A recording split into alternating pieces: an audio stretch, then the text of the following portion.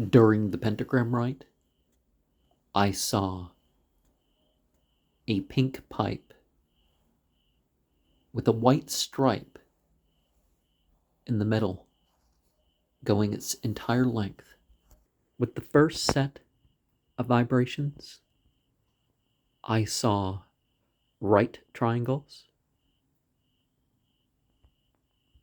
whose diagonal side pointed center and up. Then I saw, coming off the hole of the mirror stand, a white light that went up. Then I saw 9 red spheres of light. And then it was like there was something behind it, and I don't know whether it was shining on it, or they were connected, or one was the source of the other. I saw some orange light, and then the red spheres went away or merged, and you had one green sphere, like as if it was on the horizon. And with the 5th set of vibrations, I heard a sound like a scrape. With the 6th set, it was like a bell. With the 7th set, it was like a wind instrument. With the final reading, I felt the analgesic euphoria pour down me thrice. And I felt beyond the sense of the room at times, a sense of vastness, despite not quite having a normal bodily consciousness, a sense of power. And in the final scrying, I saw from the upper right rays, like on one of those sun drawings where, there's space in between the rays. And then it cast light on the floor, and another storm of euphoria came down me. I still feel loosened up, without pain, rather buzzy and content.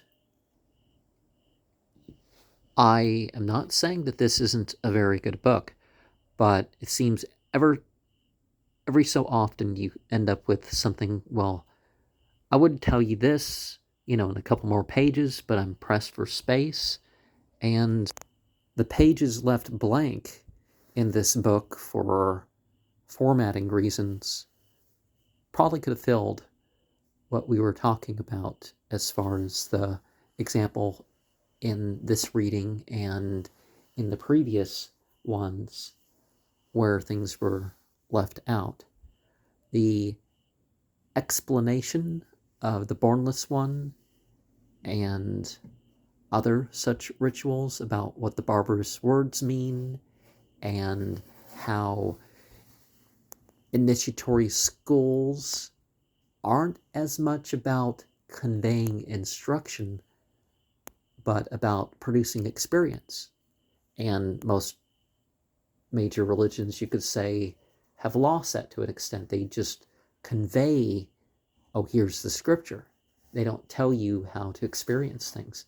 In the Islamic world, where they have all this instruction on how to better practice and experience things, they don't focus on that. People tend to focus on, well, only what is better than what, and at what degree is it better, and that sort of thing. They don't tell you what the prayer postures mean. They don't tell you much in the way of, here are things that are best to do before the prayer or whatever, that don't have to be done, but you find out that these things aid toward the experience better. And listing Liber New, as far as here are some pacts to perform, what you're supposed to identify with, or certain areas that you could get into, that works very well. Certainly nowadays, the instructions about the drugs and stuff, well, a lot of laws have been passed starting in Aleister Crowley's life. You used to be able to buy heroin that was safer than Tylenol, and then you couldn't. And, things have got more difficult in the drug market, as you could say. So, but the point is, you reach the States. So maybe you need to figure out how to reach the States. Somebody recently commented on the channel about certain things. It's like, well, those things, I would say that those things, some of those things have to be done at first, or just like the thing with the Max of the Phoenix mentioned here. Well, you can be quite literal without doing much in the way of damage. And, well, certainly some entities, they want you to use blood, and that could be part of things too, or they might want pain to be included, but you don't have to turn things into such a thing. And honestly, once you work up to the ability that you can produce certain states in yourself, then you end up, you don't have to go to all that work. Like, you can stress and strain, but you can include your regular work. Like most paths, you do your work in life, and then, it's time for break, and you carry on the pain and the strain and all that, and you relax and put that into the ritual, right? I do understand the rights of Eleusis about the selections there. And as far as my own life, the explanations of some of these rituals, I wouldn't make some of those choices. But as far as a scholar of Aleister Crowley, like, he's definitely further along than I've been for a long time. Before I was born, he was further along than I'll probably ever be as far as Aleister Crowley. I mean, reading all the text of his that I could get a hand on is not quite the same thing as making it my field of scholarship. But the commentary from that angle here is very sound. It gives you information how to convey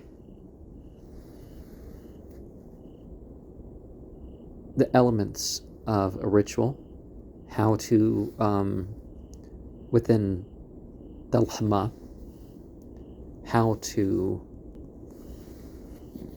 work these rituals. So you have ideas of tools and all that sort of stuff. How it relates between different of his workings. What sort of previous or future activity would be represented by the elements